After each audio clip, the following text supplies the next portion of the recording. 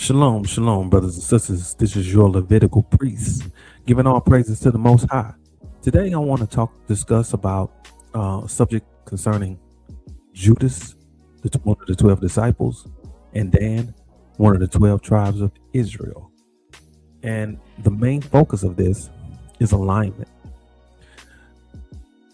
The thing you want to pull out of this is that when your life and your goals don't align with God, don't align with the Most High, it will get you totally off. You will go into some other things and some betrayals and some deceitfulness and some devilish ways because you have your own agenda. We must align our goals to God goals. We must, and I'm going to say the Most High goals. We must take our own and submit it to the Most High and trust Him that He's going to do the best for our lives. We can't take the things that we want to do and make them right with God. We have to align our life with His, and that takes faith in prayer. We want to use faith for cars, money, a lot of things the Christian church has taught us, instead of taking our faith to apply it to God's principles, His laws, and His statutes, and you will fail every time. So when I break down this, I want to bring out Judas. Judas was one of the 12 disciples picked by Christ, and Christ even said in John 6:7, He said, I've chosen you 12. One of you is a devil, letting them know that I know what's going on. I know who I have amongst me, but I submit to the Most High's will. Again, alignment. Christ knows something has to happen for the prophecy of His death and reviving and resurrection. Somebody has to be used for that. So Christ elected him. Now, I also want to point out that Judas was always very inconspicuous. When it came out to pointing, when Christ was talking about one of you will betray me, the disciples was in a frenzy. Who? How is it that you have a devil among you? Christ pointed out that one of them was a devil. And even when Christ said, when I put my sop in the bowl, He's going to put it in there with me. And they still didn't get it. So just understand, Judas was very inconspicuous. He was the spook that sat at the door. We didn't know that he had the potential of betraying. He only said one thing about the alabaster box, about Jesus taking the ointment and putting it on his legs, on his feet, and the lady using that. And it made sense to the disciples, take this. And Christ corrected him and said, the poor ye have with ye always, but I'm going to use this alabaster box because I'm going. In my mind, I see Judas saying, this man is no good to me no more. I can't make money off of him. Because the Bible points out he was always a thief. So Judas, when you understand he was a zealot, it says he was a zealot. Him and Simeon were zealots, right? And from that region that they lived in Israel, they were known for wanting to rise up against Rome and fight against Rome. And Judas wanted Christ to be one of those zealots like him, to make immediate action and make things happen, to fight against Rome. They wanted a leader that would rise up against Rome, and Christ was not doing. He was talking about more spiritual and unlocking people and their potentials, and the kingdom of heaven was in them, and He was raising these people up spiritually, mentally, and showing them they can be like Him. That was so unbeneficial to what Judas wanted, because he felt like it should be something different. This revolution should be something different. So Christ was no good to him, and he betrayed him. Now you say, what does it have to do with Dan? All right. Again, alignment.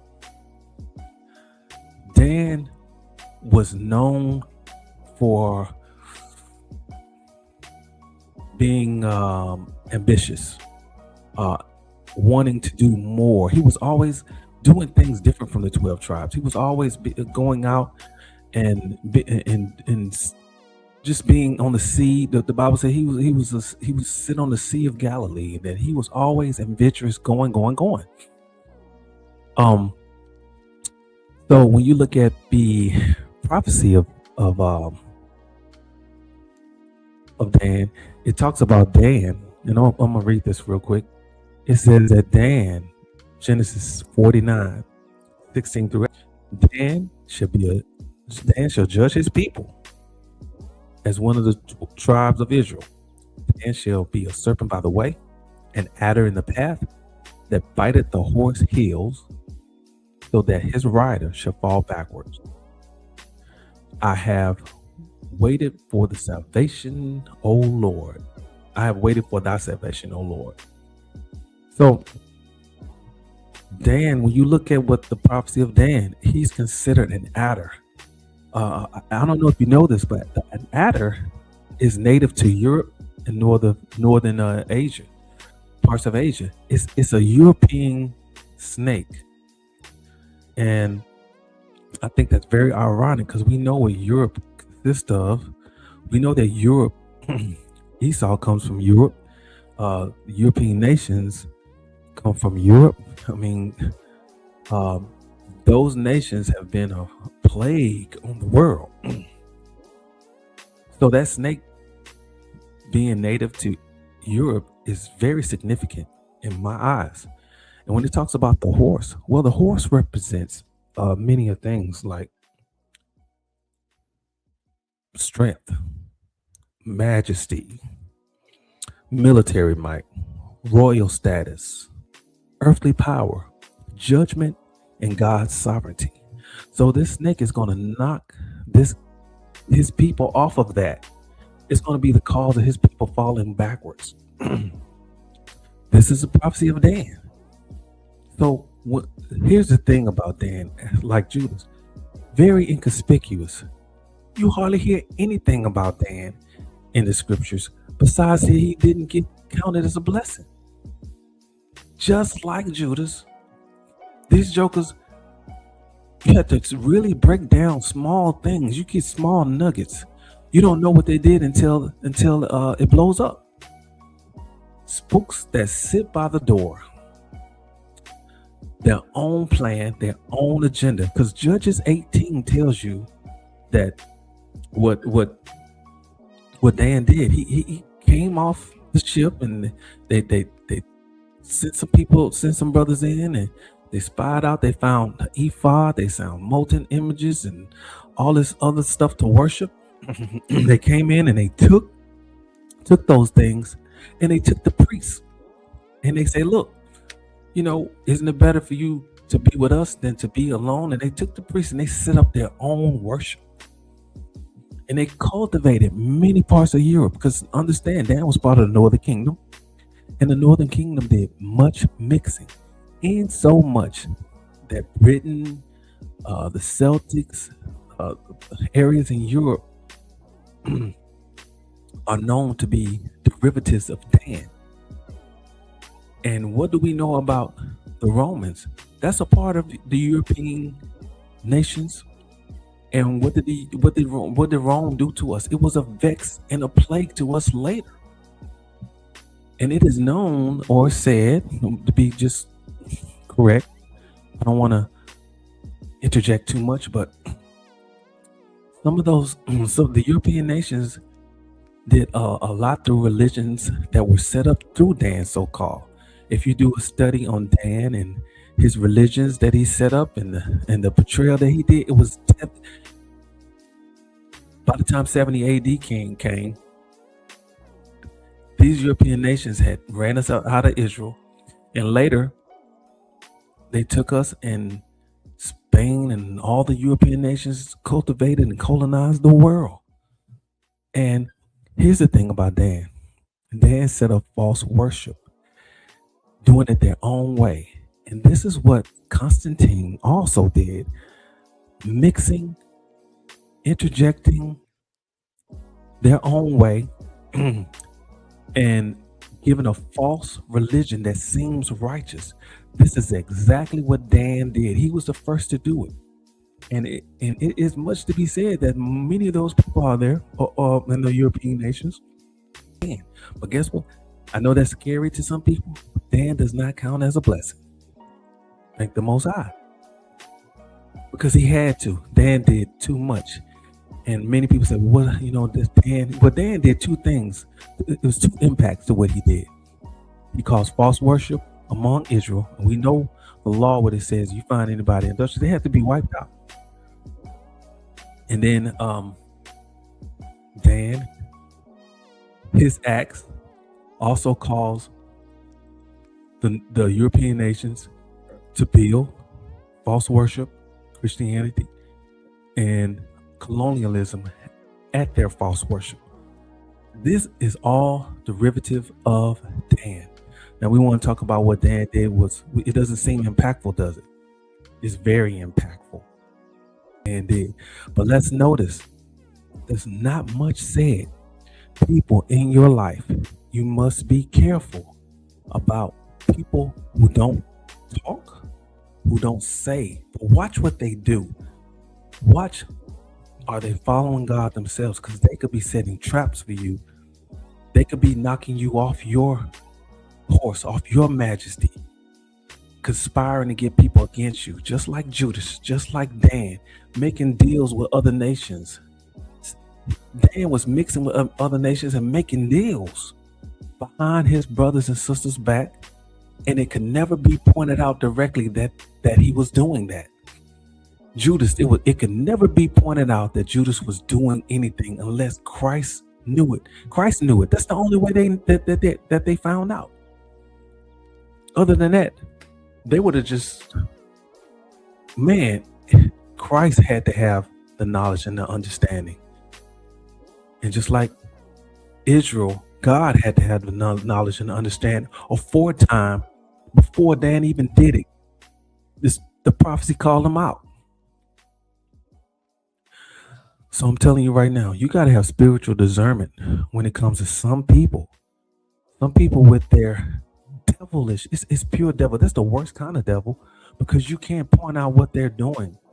You can't point out what they're doing. There's many different spirits, but that devilish spirit that Dan had, it all comes from alignment.